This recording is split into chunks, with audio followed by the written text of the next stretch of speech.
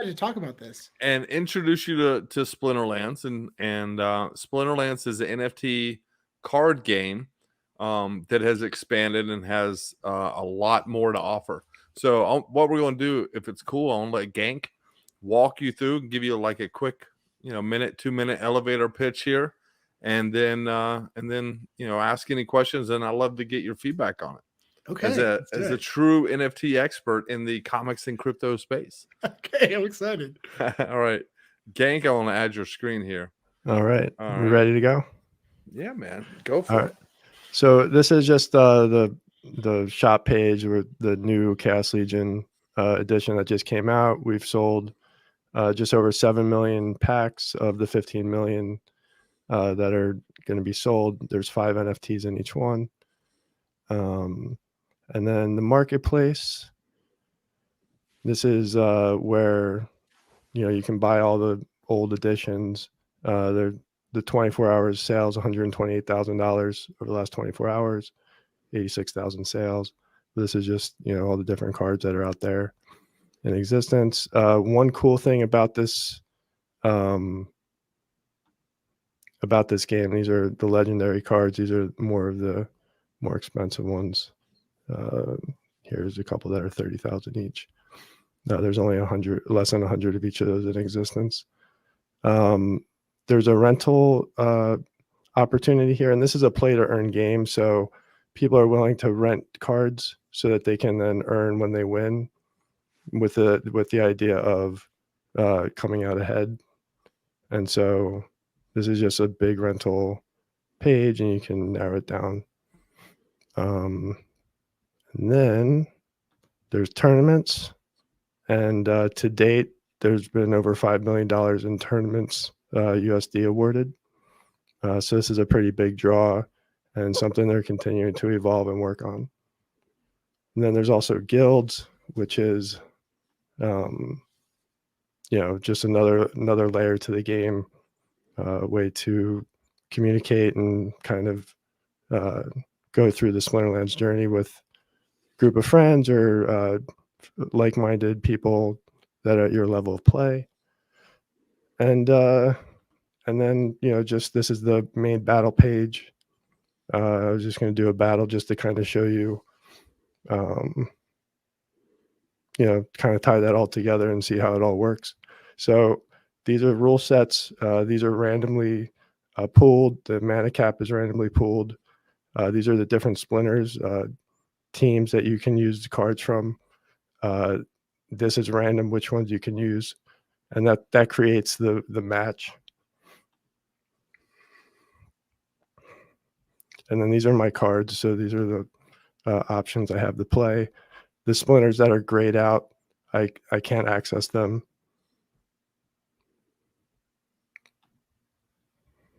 And you need one splinter to play each time. And so now I'm just, selecting a team, trying to come up with an ideal situation. And in the top left corner is how many mana each one costs. And then each battle has a mana cap. So you can only play cards that fit under that mana cap.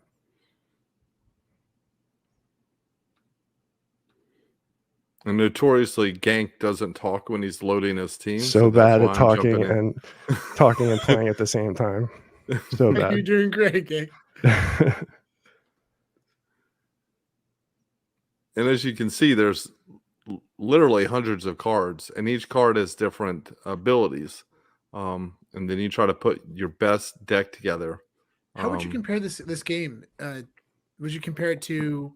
It's like Magic the Gathering. Magic the Gathering. Okay, cool. But on crack, because you just have to select.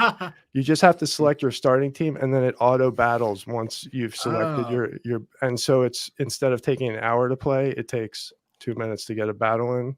Now That's awesome. Now we hit Rumble, and his monsters and my monsters are going to go at it. Now I'm at a very top level in this game, so our monsters are like maxed out. These are advanced strategies. Like, I didn't necessarily put a great thing together here, but it might win. I just, not really fully focused. But this is each level of play gets a little bit harder, and the game does a really good job of not making it too hard at the beginning and letting people work into higher attributes and more complex game. And at the top level, it's awesome. Like, it's a lot of poker skills. You're playing heads up, trying to guess what your opponent's going to do and then counter that. And it's really enjoyable, and it never gets old. So it's, for my ADD, it's been great. Show the rewards there. So what you actually want. So here you notice it. I got 98 DEC there. I mean, that's equivalent to about 1,000 DEC equals $3. So that's about 30 cents right there that I got for winning that battle. So that's why people are willing to rent cards. And show them your season reward too. From the last one. Yeah. And so they have these 2-week seasons that you can play, and you get ranks, and then at the end of the season you get chests, depending on which league you finish in. And these are the kind of the cards that you get. Ooh, legendary Yank? Gold legendary? That's $109 card right there, dude. You just won that? This is a couple days ago. The season ended. I'm just replaying my rewards here. But this card right here is $109. I literally sold it right after I got it. Oh my gosh, that's amazing. Cash. Is renting out collectibles, can it be pretty profitable depending on what you have? I have a huge collection of these, but yes, I average a couple $100 a day in renting out the cards. Just renting them out. It's unbelievable. Whoa. I average about $2.70. So now kind of a big deal. My account is big. I've been playing this game for over 3 years, and I didn't sell any cards at all. And so my account is worth, $500,000. So I have a lot of cards to rent out. And so, and cards that people want to rent out. So it's I wouldn't say it's that easy to just make that much renting out. For sure. So, but yeah, it's been a hell of a ride. Yeah. How many people are coming in? So how many people are on the app or this game now? And then how many people come in pretty much every day? Is there new fluctuation of users that come in every day? Yeah. So about 400,000 active accounts a day. I'm going to go to, I'm looking at some numbers right here so I can just tell you some updated stuff. Yeah, it's built on the Hive blockchain. And so all the data is open and accessible. So you can literally see the cards that everyone has, the land that they have, the packs, everything. So yesterday, 2,400 new accounts and 237 people paid $10 so that they could start to access the rewards, and they get some ghost cards to use to begin the game. And that's someone kind of committing to the game and the journey. So, but we're kind of in a lull now. The numbers were a bit higher a few months ago, but we're still continuing to build. Between 350, 400,000 active accounts a day over the last month. So 350,000 additional accounts a day? No, that's how many active accounts are playing a day. Gotcha. Yeah. And the market price of all the cards together are worth $175 million. Wow. And there's land expansions coming out soon. They've already sold the land. And a plot right now is $400. Yeah, and there's 150,000 plots, so valued right now at $400 each. Wow. And that's down from 800 from a few months ago because the crypto market took a bit of a bath. Wow. Yeah. So this game came out before people knew what NFTs were. I mean, it came out when we were calling them non-fungible tokens.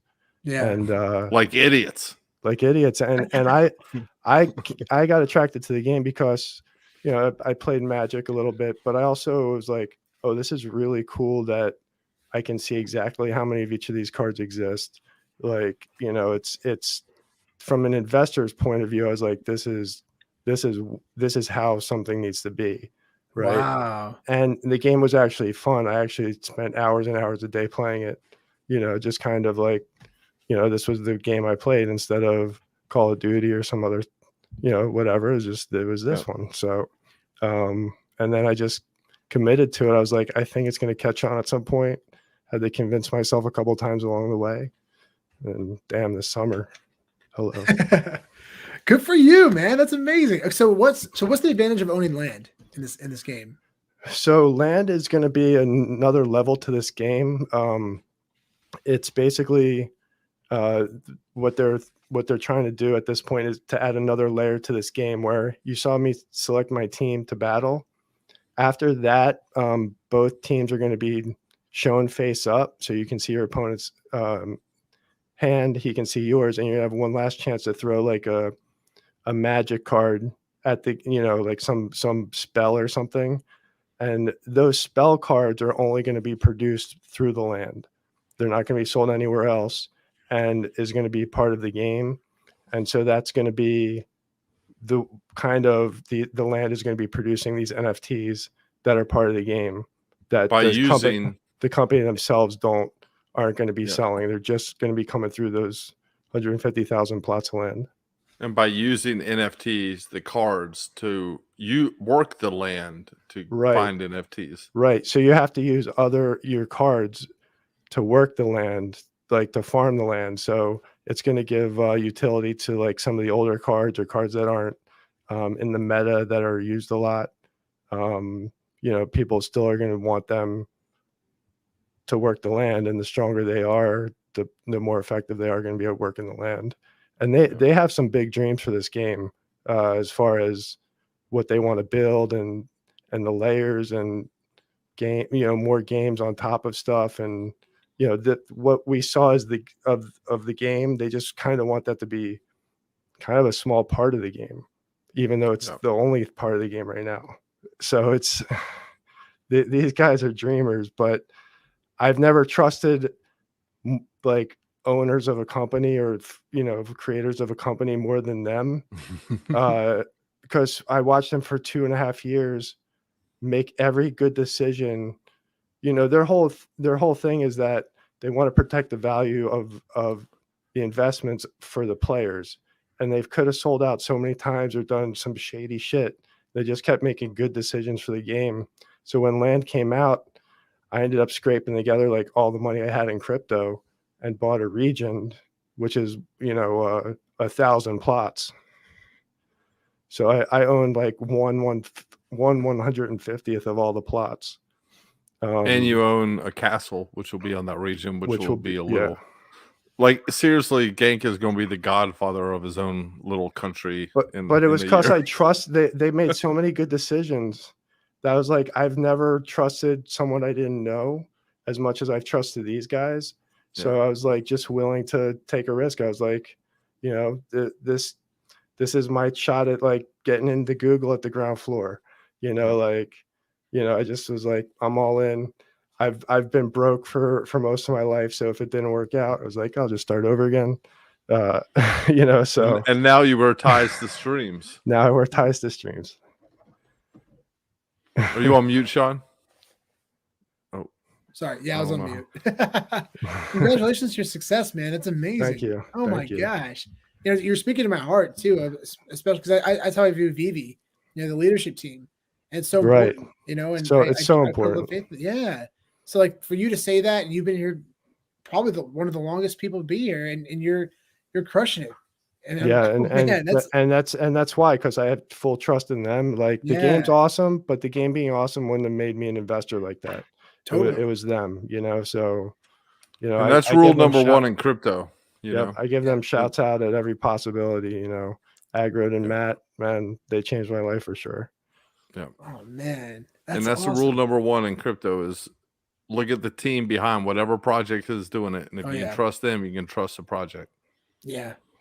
So what do you think about your game, the Splinterlands? I know you got to go in a minute, but I love your initial thoughts, man. It's super interesting. It's interesting because I've never actually been I've never really played Magic the Gathering, but I've always been fascinated by it. I'm a huge I love fantasy films, I love fantasy in general. So I've always wanted to dive deep into it. And like especially this seems like an incredible opportunity, and just having a lot of fun and making money doing it. That's incredible, Yeah, no, and it's been how's cool. the community? Do you get a chance to really engage and get to know people? And It's really been awesome, and we basically helped to create like a solid streaming community, and we didn't realize how special the community was that we ended up being surrounded around, because yeah, apparently there's a lot of like negativity and a lot of toxicity in gaming communities, and there wasn't in ours, and it was just pretty awesome that people kept saying that. And I was like, as more people said that, I was like, how bad is it out there? Like, because I hadn't twitched before, I hadn't streamed at all, I never dreamt of becoming a streamer. So it was like, it's just really special that it's so much positivity and support. And we wanted so many people to stream. We're always telling people, start streaming, like we need more streamers, like not trying to compete with people, trying to push people up, and just exactly. all grow together, and just Yeah. Get the word out there, and share our knowledge and share our love, and it's been an awesome ride, and we've met a lot of cool people.